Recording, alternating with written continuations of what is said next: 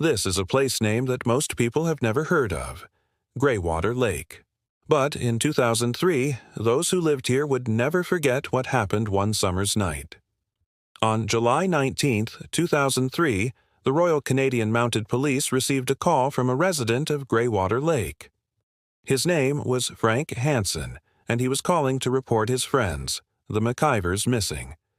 The last time he had spoken to them was a week earlier, and when he hadn't heard from them since, he had become concerned and decided to go to their house and check in on them. But when he arrived, he found that their home was empty. Their car was gone. It was almost as if they had vanished into thin air. And it wasn't just the McIvers that had disappeared. There were other families that had moved to Greywater Lake for the summer, and they had also gone missing. In total, there were 10 adults and 2 children. They all disappeared without a trace. The thing about Greywater Lake is that it's quite isolated. It's situated in northern Canada, deep within the province of Ontario. Most people who live there are seasonal residents who head up there in the summer. Back in 2003, the population was estimated to be around 700 people during the summer months. In the winter, though, the number dwindled down to just 30 hardy souls. Before the RCMP could dive into investigating the disappearances, they first had to figure out if there even had been any foul play. Maybe the families had run off together or something. But after scouring through the locals' addresses, the police found nothing to suggest that. And then they started talking to the residents of the town to see if anyone knew anything. And this is where things got weird, because several people reported some very disturbing events. Most said that they had heard strange noises coming from the lake in the weeks before the disappearances, like static and buzzing. One man described hearing a sound like a jet engine revving up, although no aircraft were anywhere near the lake. Another person heard a thumping noise that seemed to be coming from inside their walls. Now, the police didn't pay much attention to these stories. It sounded like some of the locals had been hearing things. But one resident told the police about seeing a white light flash across the lake at night, along with what appeared to be shadowy figures running along the shoreline. She also said that she had been hearing strange sounds herself, too, and that her dogs had been acting very strangely. Now, the police did pay attention to this woman because she was the sister of Stacy DeHaan, one of the people who had disappeared. She had been staying in her parents' house along with her boyfriend and their 2 children, as well as her brother, his wife, and their 2 kids. But when the police spoke to her sister, they found that she was a bit, spaced out. She kept going on about how there were creatures living in the lake that had somehow been messing with the electricity in their homes, causing the lights to flicker. She also told the police that there had been times when the power went out completely, and then suddenly the lights of distant cars would appear on the road behind them. Then the lights would vanish as quickly as they had come on. The police tried to calm her down and asked her to think back and try to remember if she had seen any strangers in the days leading up to the disappearances, but she couldn't help them. She was clearly traumatized by whatever had happened, and at this point the police had no idea whether it was real or not. After that dead end, the police decided to expand their investigation and bring in a team of forensic anthropologists. They spent 3 weeks searching the lake and the surrounding areas, but they never recovered any human remains. They did, however, find something else.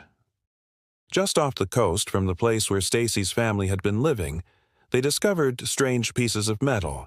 It looked like someone had taken large sheets of metal and folded them in half and left them lying in the water.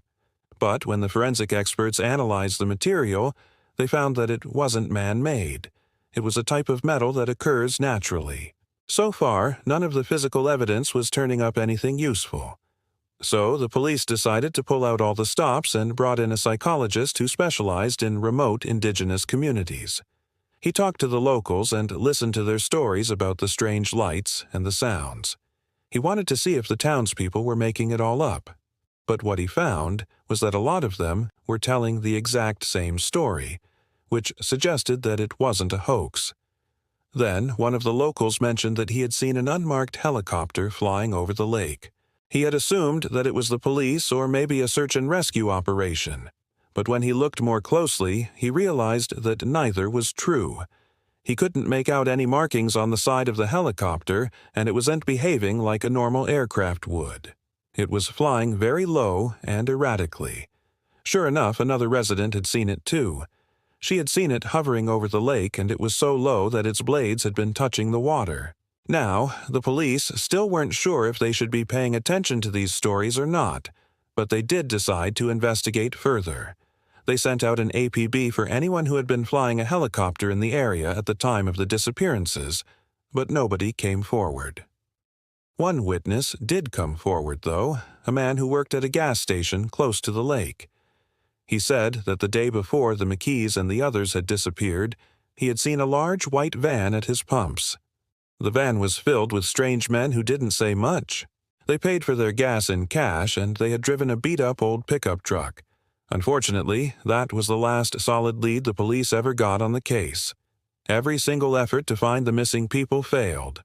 To this day, nobody knows what happened to them. The lack of answers only fueled the flames of speculation, and theories ran rampant throughout the small town. Some believed that the government was behind the disappearances, that the military had come to the lake and abducted the people for some nefarious purpose. Others blamed the shadowy figures that had been spotted around the lake. This is what has become known as the Greywater Lake monster theory. One of the locals had actually seen one of the figures up close and personal. She was walking her dog late one night when she saw a tall, skinny creature with long arms holding a flashlight. It had a shiny gray-colored body, and it was moving very fast. She only had a split second to take it all in before it vanished behind some trees. She later told the police that she had never run so fast in her life. And this is where the story takes another strange turn. When the police searched the area where the creature had been spotted, they found large footprints that were unlike any they had ever seen before. They were huge, roughly 18 inches long, and they were human-like, but not quite. They had 4 toes and a heel, but the arch was way higher than any footprint the police had seen before. And the scary thing is that the prints weren't just found in one place, but all over the shores of the lake. To this day, nobody has been able to explain what kind of being could possibly leave such large tracks behind. When the sun went down on that hot summer night, the last people to be seen alive were the McKees. They were sitting on the dock in front of their home, and they were talking to their friends. The friends had come over for dinner, but they had stayed late to enjoy the warm evening. At one point, Stacy's son went inside to get his father's camera so he could take a picture of the fire, but when he came back outside, the adults were gone. What's really eerie is that someone took a photo that night that they didn't realize until the next morning. When the film was developed, they looked at it closely and saw the McKees sitting on the dock where they had been seen the night before. But they noticed something else, too. Behind the McKees was a dark shape that shouldn't have been there. It was standing on the shore and it was looking out over the lake. If you ask me, this is one mystery that will probably never be solved. The idea of a monster lurking in the depths of a secluded lake isn't all that far-fetched. But what troubles me the most is that there were so many witnesses that night who saw not only the strange lights and heard the eerie sounds. Did the monster abduct the people? Was it the government? Or was it something else entirely? We may never know. Thanks for watching.